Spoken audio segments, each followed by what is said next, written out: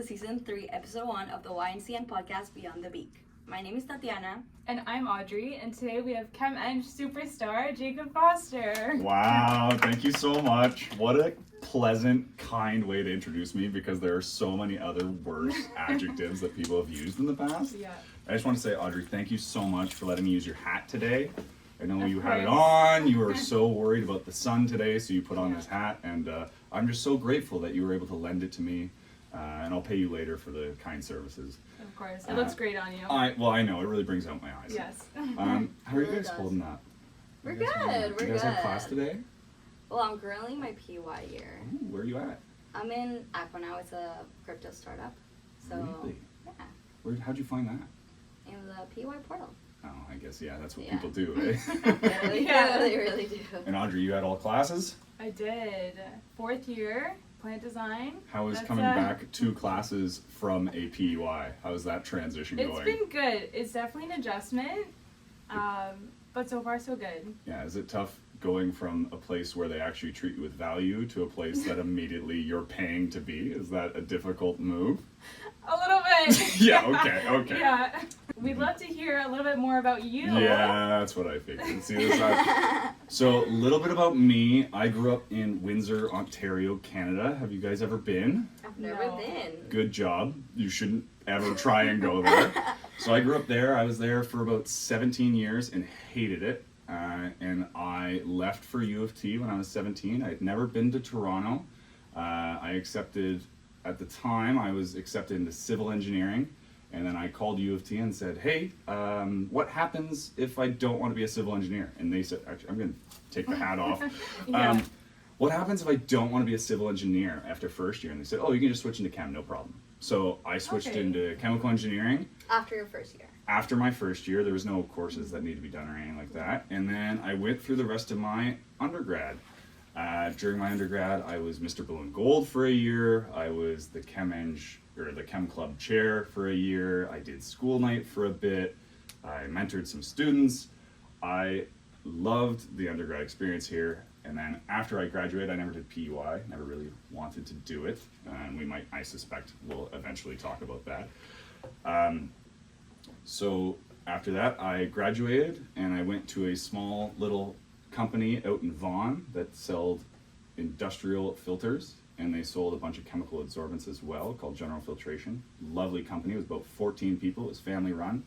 And then about 7 to 8 months ago, I started a new job with a giant German engineering conglomerate called GEA. And now I work for GEA in what they call their SFT division. So basically what I do is I design centrifuges for the beverage, dairy, and edible oil market. So the way I'll typically say it is, if you ever have anything to drink or eat, likely I touched it somewhere along the line. So wine, beer, coffee, tea, milk, cheese, anytime you've used canola oil, vegetable oil, olive oil, avocado oil, somewhere along the line, I'm the one who put in the machine, likely, if it's of scale, that helped make that and separate it faster. So that's what I do now. I love it. I travel a lot for my job, and I feel like what I do is important, and we always have fun new projects because our technology is cool. And we're obviously going to talk about it all as we go through this, but that's the headline as to what I am now and why I'm on this podcast, Nice. because it's not just Nice. superstar. Yeah. It's Jacob Foster, So, Jacob, GEA. tell me, was it hard finding a job after graduating? Um, Because so you didn't do PUI.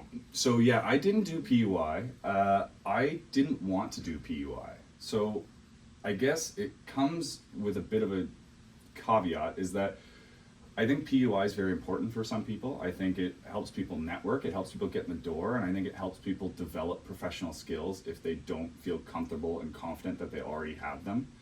I had some experiences in the summer and I felt pretty confident in myself, so I decided that I just wanted to immediately go into the workforce and get paid as a full engineer and start up with a company and be at a place that I can move up and also leave anytime I wanted to. One of the things about PUI, obviously, it's a bit restrictive. If you don't want to do 16 months, then sometimes you can't sign that contract. And with a real life job, you can start and quit at any time. So that's what I sort of wanted to do. And I had, for the background, I graduated in COVID. I'm not going to spend 30 minutes talking about how I graduated in COVID and you didn't. But it was a bit odd because a lot of companies were like hire freezing because they didn't know what the future was going to be. So it was a very ambiguous time where you'd send in these resumes and then it would be a long time before you heard back, and then you'd hear back and they'd go, ooh, we've kept you on file. So it was weird in that way, but I was getting quite a few interviews still. The biggest thing for me was that I was very picky. So I didn't know exactly what I wanted to do. It's not like I was like, ooh, I'm going to go into finance, or ooh, like people at the age of like 12 somehow know exactly what they're going to be in life. I don't know about you two. No, that was definitely not my case. I can't, I've never been able to tell you more than 3 weeks from now what I'm going to be able to do. So my criteria. I don't know what I'm going to have for breakfast tomorrow. Exactly. Well, I'm a little better than that. But yeah, no, I have the same idea. But so my criteria when I was looking for a job, I was looking for a small company. I wanted a place that could let me wear many hats and sort of bounce around. I was looking for good company culture, so I always was asking companies, my question was always, why is this job open? And if it's, oh, we're hiring more people, great. If it's, oh, someone quit, my follow-up question would always be, why did someone quit? And if they couldn't tell me what it was, I said, you probably didn't do a good job, or you're not being honest with me. And if they told me why someone quit, I'd say, okay, have you done anything to fix it? Or why do you think I'm different than that person? And that was always my vetting process. And when I couldn't get those answers, I was not going to accept the offer. And then the last thing that I was focused on was being in a job that wasn't behind a desk. So I don't consider, I'm an engineer, I am. My professors wouldn't believe it. But I am an engineer, and I don't consider myself the classic number crunching engineer, as I'm sure you guys have met. Those people who love to be behind their desk and they love to go their whole life and never have spoken to another person, and they're very terrible at speaking to other people and sometimes condescending and sometimes rude. You know who you are. Actually, the problem is they don't know who they are. Yeah. But I was looking for a job that was people focused because I thought that that was something that was a big strength of mine, especially relative to the people I graduated alongside. So it took me about 5 months before I accepted my job at General Filtration, but I don't think it was because it was necessarily incredibly difficult. Of course, everyone's job application, it wasn't difficult to get a job. So in those 5 months, you were just like trying to find the perfect Exactly. fit I was saying that you only get one chance to take that first step in your career, and a lot of people get either taken advantage of in that first step or get in a very uncomfortable situation in that first step. And it was really important to me to get the right job, maybe not the forever career, but somewhere that I knew I was going to at least have a positive first long-term professional experience. So it wasn't necessarily hard, but it was very difficult being selective and very difficult maintaining that pickiness. Like anything in life, if you're turning things away, eventually you sort of start doubting yourself and you go, is it me? Am I the problem? No, you're not the problem. Expect more from your life. So yeah, I'd say it was not necessarily hard, but I was very picky. I'm grateful that I maintained my pickiness, is what I'll say. Yeah. I want to dive a bit deeper into why you specifically picked filtration, if that's something you figured out in your undergrad, or is it more you were looking at skills, or just the company in general? Was that more your focus, or you wanted kind of more filtration specific? So, yeah, no, I didn't know anything about the world of industrial liquid filtration, and you can put that on the record. God bless you, General Filtration. Like I said, was just looking for good company culture, small team, and somewhere where I was working with people a lot. I found myself, maybe I'm not everyone, but everyone's different, but it doesn't matter what it is. As long as the people I'm learning from are passionate about what they're doing, I will embody that passion as well. So it didn't matter to me what it was I was going to start learning about and doing. All that mattered is those three things that were going to make sure it was a positive experience for me. And it just sort of consequently, it was a filter company. And then that sort of has led me to where I am now as well, in solid liquid separations and liquid separations. But I definitely didn't have an idea of what industry I was going into. And if I was picking, it probably wouldn't have been industrial liquid filtration and treatment. But it did work out generally just because my criteria weren't based on the job. It was more on the company, or not the industry, but the company. Like the company culture. Company culture, what it was going to be. And then I was like, at that point, I'm just going to learn. I'm just going to be a young kid who's learning. So it'll be fine at that point. I'll figure out if this is what I like doing. And I've sort of found that in life, is that for whatever reason, I'm not very picky about what it is I'm learning, as long as the people I'm learning from love it too. So I guess it's like, you have professors. What are the professors you learn best from? It's a good question. Sometimes it's not the That's a good people question. who know the most. It's the people Yeah, who no, it's love definitely it the not. most. The people who want to be passionate there, about it. Yeah. right? And The having people that are passionate about it and the people that can Mhm. talk to you about it. Because there's a lot of professors that are so smart and they're really good, but they're just not that good at teaching. Yeah, and that's on the record. Who's your professor that you're thinking of right now? We'll leave that one for another time. Yeah. But no, and that's exactly, like, for me it was always just, I'm going to try and find an opportunity to find these people that are going to be passionate and teach me and excited about having a young person and not sort of going to delegate me out. So yeah, no, I've been very lucky as well. I can list probably about a dozen people since I've graduated that have been instrumental in me being better than I was the month before. Shout out Serge. He's not listening, but shout out Serge, because why would I send this to my old boss?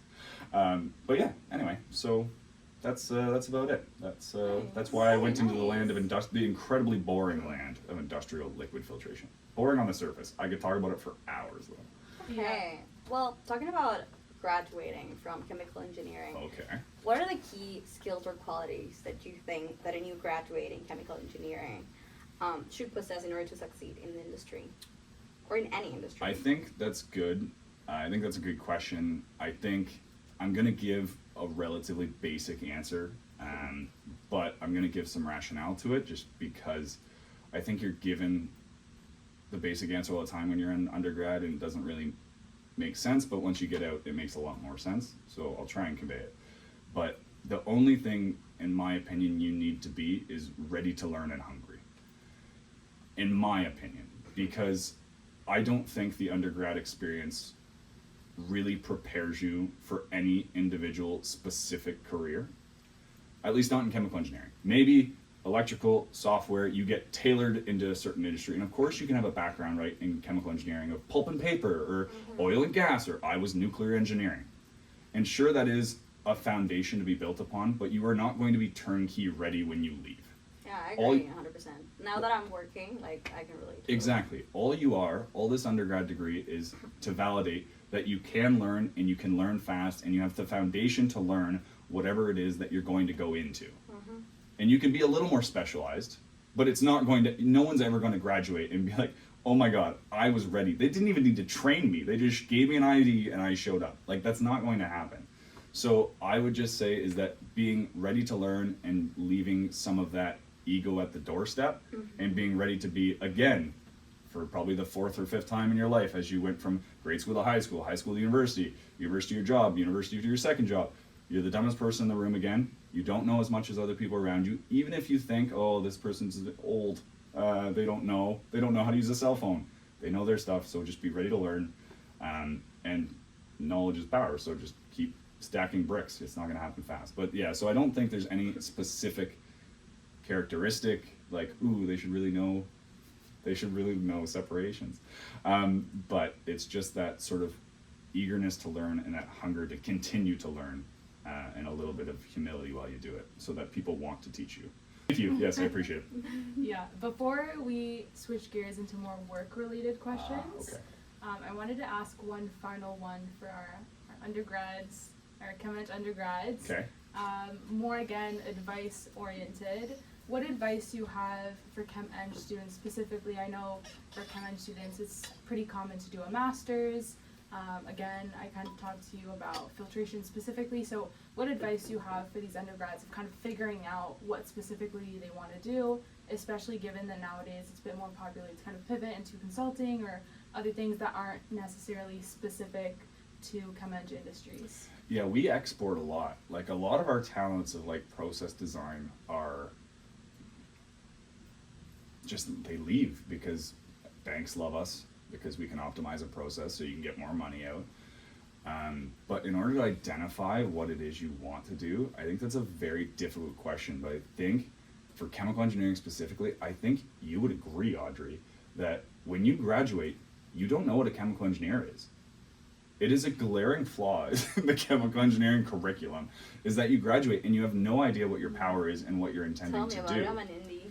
Yeah, exactly. And it's one of those things that you're a Swiss Army knife, but you're not really a Swiss Army knife that knows what tools are on you and why they're in place. Like, I feel like I know a lot of stuff, but Mm-hmm. I mean, there's so many things I can choose from, and I don't know which one is the Mhm. best for me. I think the only way is just like trying different things. I don't know. Like, Exactly. Trying, and like, of course, the cliche of networking, but like the idea of exposing yourself to people who are actually in different things so you can get some of that insight without actually having to invest 3 years of your life to figure out that maybe you don't want to do a 100%. master's. Yeah, 100%. Right? So I would say that is the best route of action. And for chemical engineers, the problem is we're few and far between in the actual industry. But I believe that what I do is very cool.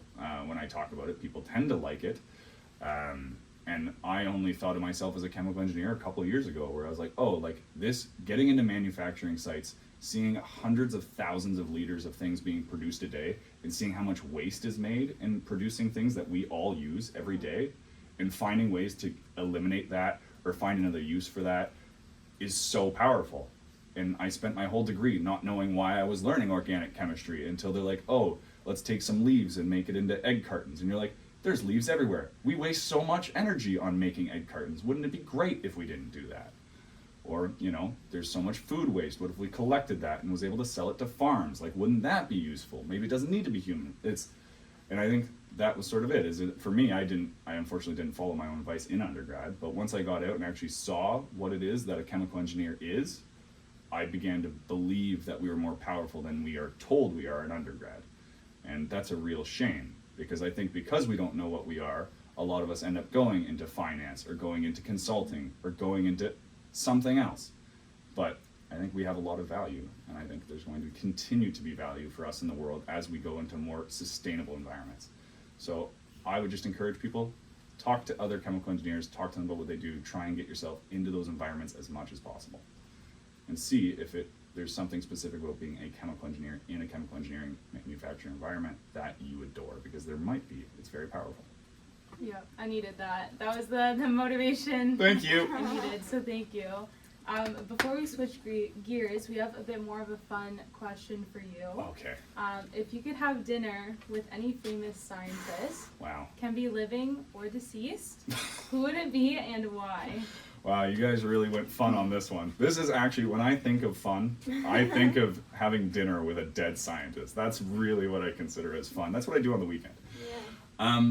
This is going to be very timely. This is going to be very, as I've mentioned, I'm a nuclear engineer by trade, although I've never actually worked in a nuclear engineering site. But the movie just came out, and I read his biography, and I think he is one of the most fascinating people, one of the most brilliant, developed people on Earth. Dr. Robert Oppenheimer would be my absolute meal. The movie's amazing. He is an amazing good. story of a very timid, nerdy person who did not know how to speak to people, turning into a massive project manager, captivating everyone on that site, and then being a martyr on behalf of politicians and bureaucrats and people who wanted money and power from him. And I would love to talk to him more, even though he was sometimes pretty shady. But if you watch the movie, I'm sure you agree, and I adore him. I agree. Oh my goodness, Good thank you so much, thank you so much. Do you guys have one? Who would you go with? Maybe I would go with Einstein. Oh, okay, That's a yeah. classic Who? It's a classic. Yeah. Who? Einstein. Who's Einstein? I've never heard of this person. Oh my god, I know. Right? It's like, no one knows You who he almost is. fooled me for like 30 Yeah, seconds. What about you? Audrey, what do you got? I mean, I would copy your answer. Wow. Yeah, I know, very original. But yeah, anyway, that's my fun answer. I'm glad to know where you guys are going. Yeah.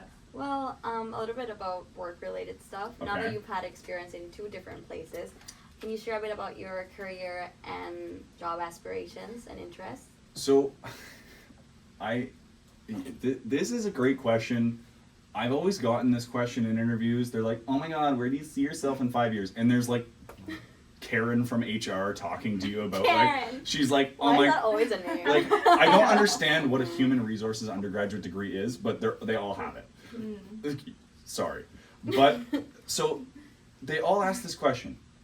5 years ago, you were what, 16?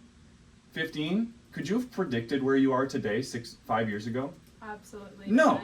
5 years ago, I was in this school, I was malnourished, I was sad, and I didn't know what a chemical engineer was. There's no way I would have been able to predict this.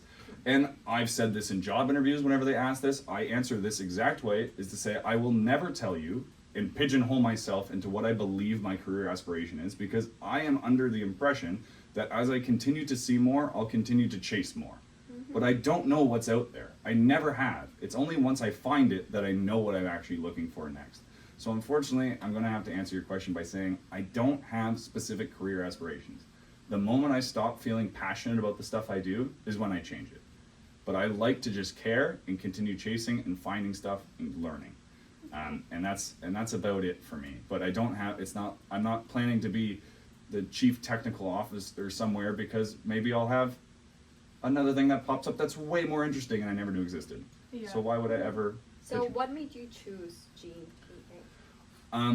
So I was working with selling basically process design and consumables for industries when I was at General Filtration. So when you think, the beer is the easiest example, right? So beer, they grind malt, they put it into water, they boil it off, and they extract all the sugar. Then they take that grain, they filter it out, and you're left with sugar water. They put yeast in, the yeast eats the sugar, releases alcohol, they filter out the yeast, you're left with beer. Alcohol in the sugar water, right? And the sugar water is why people get fat when they drink a lot of beer. So what I would do is I would design the filters for them, and I would design the chemical adsorbents that would take out some of the proteins and some of the soluble things inside the beer. And it was a bit, even though I learned a ton about process design there, and they were wonderful to me, what I was inherently doing was designing consumables, right? Things that were constantly thrown out, things that were constantly replaced, things that were, on a business standpoint, fantastic, just like razors, when you constantly have to buy a new razor because it's dull. That's what we were doing, and they made money doing that, and they were very good at what they do, and they still continue to be. But when GEA came along, they offered me the ability to work in these industries, working with the design of centrifuges. And objectively, what a centrifuge is separating out solids and liquids, and separating two liquids out using mechanical means, but not consumables. So it's the input of energy, which, as long as you're procuring your energy in a relatively clean way, there's no waste. And that felt incredibly powerful. And there's a lot of ways that what I do is taking solids out of liquids, but also in a lot of, I can go through a few different industries saying that I'm getting them additional revenue, I'm getting them additional yield. So I'm arguing with CEOs for sustainability, but not from like a ethical standpoint, but from a greed standpoint, saying that you, as a CEO, despite the fact you're worried about your stakeholders and this, should be sustainable, not for anything else but your own pocketbook. And that felt really powerful.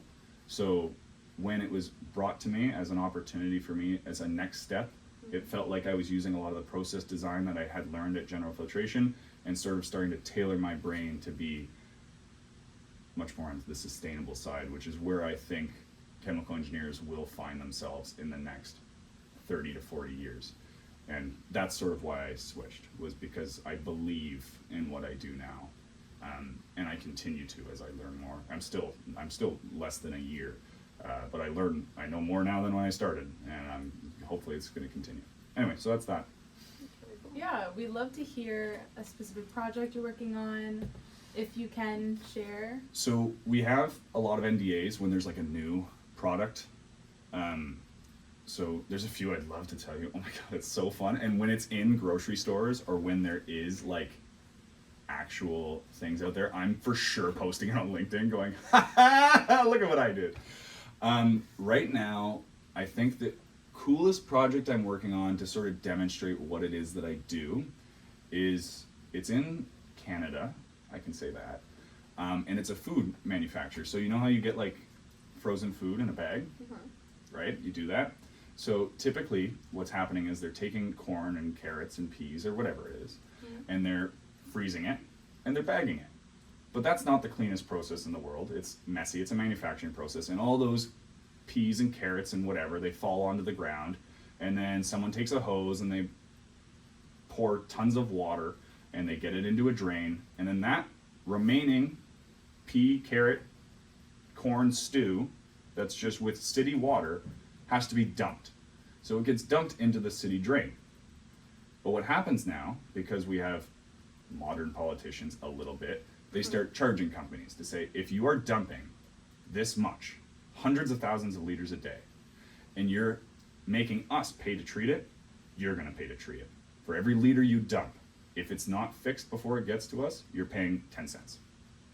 But 200,000 liters a day, it's about $20,000 a day, 300 days of the year, you're starting to look at a lot of money.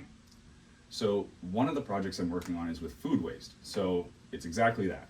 There is these massive companies making food, and what I'm doing is basically designing a machine that's going to take all that food with no consumables, just a centrifuge spinning with energy input, take all the food out of the water. Downstream of that centrifuge, someone's going to treat the water, and then it can get dumped down the drain. It's going to be clean water at that point. And you may be like, oh, okay, they're going to save themselves $20,000 a day because they don't need to pay to dump their water anymore. You're absolutely correct. They also now have, if it's 14% food waste and 200,000 liters of water, it's 28,000 liters of food. And you can't sell that to humans, but you can sell that to animals. You want free-range animals? Here's a perfect set of food to sell to farmers so that they don't need to buy other food. They can buy food waste. And it's good for the animals. It's better than them going and eating grass on the field. It's healthy. So it's something like that. Like, that's a project I'm somewhat working on right now. That, like, it's just really cool. to articulate like the value behind chemical engineers and why we're so beautiful and why we need to be out there in the industry and finding these opportunities, is because diverting waste into revenue streams and making, well, I guess my industry is concentrating and isolating waste until their revenue, and then allowing it to be much easier to treat water before it goes downstream is so important. And making sure that companies, and holding companies accountable when there's liberal politicians that say you need to be environmentally friendly. Granted, everyone's going to say that because it's way cheaper for a city to let the company do it than them to do it. Anyway, so yeah, that's an example of a project I'm working on, just to give you an idea of what I do. But yeah, does that make sense? Yeah. Yeah, that was Is that also your favorite project that you've seen the company do? No. The rest are NDAs. I cannot speak further about the other ones. But, oh man, LinkedIn's going to be popping when it happens. But yeah, I deal a lot with like breweries and wineries, and like I think a lot of places used to barbarically manufacture until something like a centrifuge came along. And I'm going to talk to you about beer until you hate it, but I imagine maybe we'll sneak that in later. But yeah, so that's a project, for example, that I'm working on. Nice. That was very interesting. I Thank think you. you really showed again how you can be sustainable and still make a profit out of it, or have some kind of economic. Sustainable, profitable process design. Not Yeah. just saying you need to be sustainable, because no, companies will be sustainable when they're profitable. And then when the margins go down, they'll go, oh, we're cutting the sustainability division immediately. But arguing on behalf of the profits, they don't even know what to say anymore. They just say yes. It's beautiful. And people just don't know what can be done in industry until you get out and show them. Like a lot of places, they're just running as they've been running for 50 years. And once you go in and tell them, hey, look at what we can do for you, all of a sudden they're like, oh my God, why haven't we been doing this for the last 50 years? Yeah. Think of all the cows. Yeah, it's crazy. Mhm. I mean, now that we're in the topic, are there any innovative technologies or trends in the field of chemical engineering that you believe will have a significant impact in the coming years? I think I alluded to it there. I think what's going to happen, so we've been manufacturing things for years. We always have. But initially when I think people were manufacturing things, they were just sort of running from place to place, sort of stacking bricks on top of each other because they were just like grow. And now the market's developed, the market's saturated. So now it's about how well can you make the things you want to make. So I believe that what we're going to do in chemical engineering, we're going to be responsible for designing the processes to extend the life of the raw material. And I'll explain what I mean by that. And then we're going to be responsible for continuing to find value in what was otherwise waste. So, for example, leaves into egg cartons. Yeah. But like the one I continue to think about, and I can't wait till something happens with it, is like coolants. industrial coolants, for example. I don't know if I don't really know them that well either, but when they're making like metal parts, right? They're cutting metal with a drill, and the drill gets really hot because the metal is scratching on the other metal and it's friction and it gets hot. So they spray it with a liquid. This liquid is just there to cool off the drill. And what happens is when the shavings of the metal from the part come off, it goes into the liquid, and that's just going on all day. And eventually what happens is that metal is so much in the liquid that they need to just dump it. They need to get rid of it.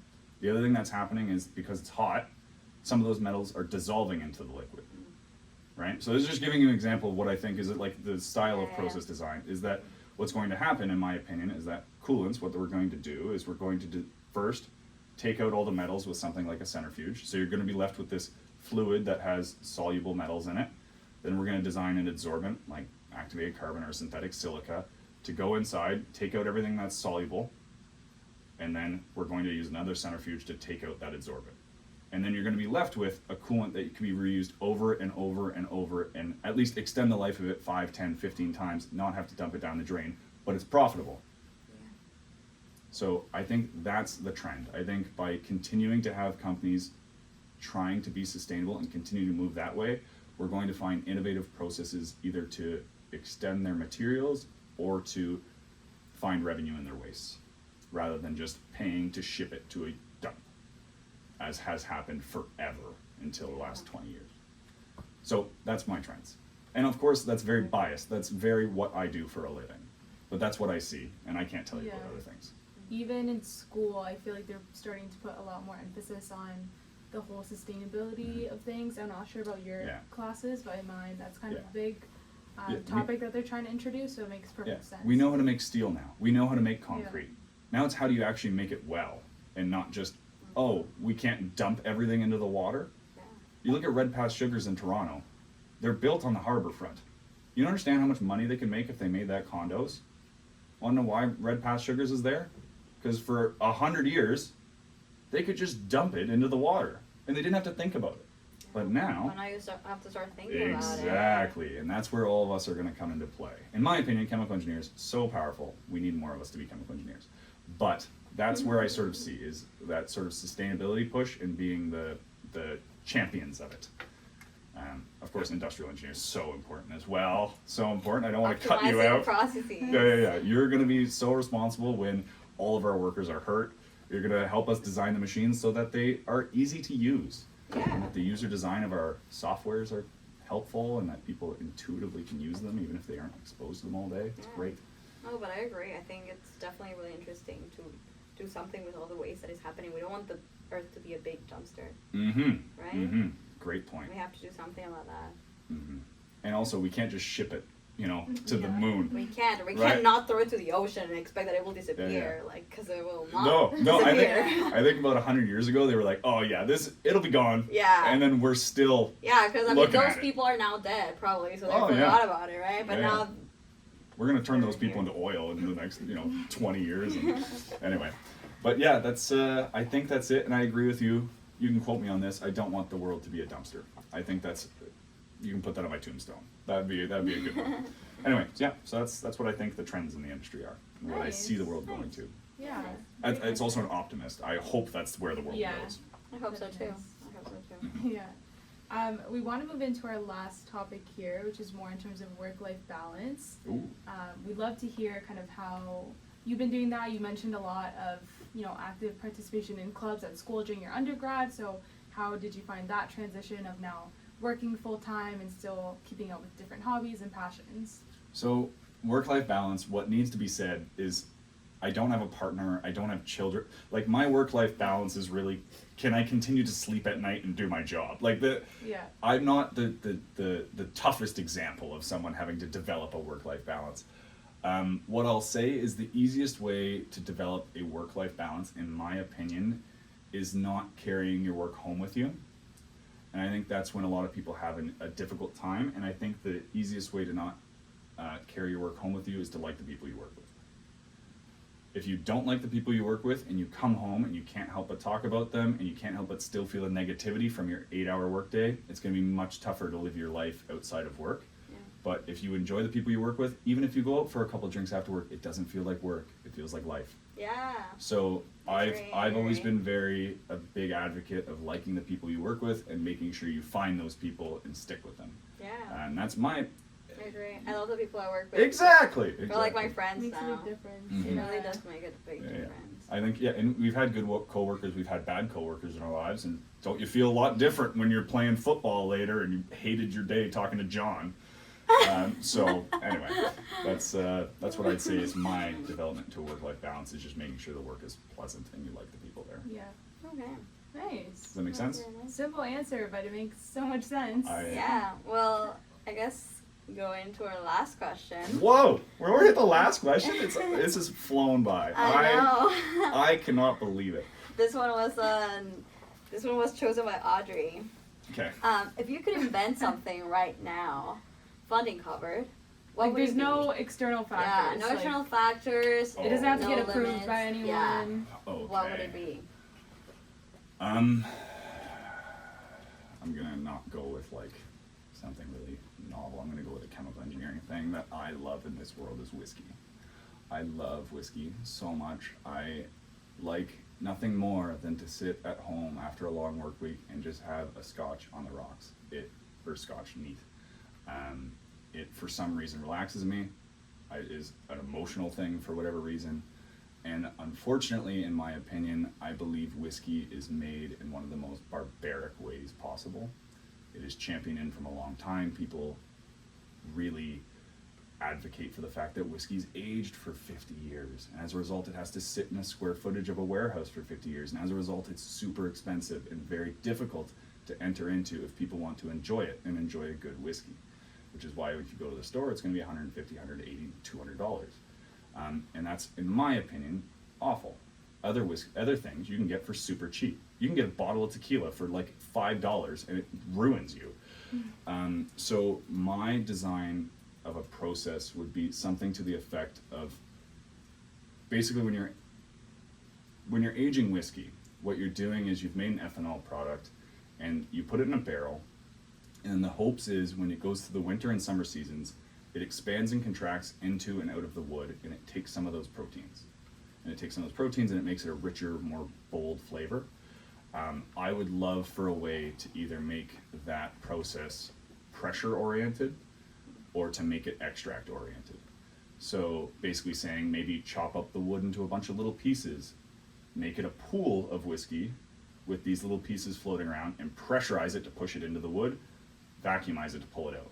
Pressurize, vacuum, pressure, vacuum, pressure, vacuum, and then you have whiskey made in 24 hours rather than, 50 years. And then, yeah, so that would be my chief thing. Or what was the other way I would say I would do it?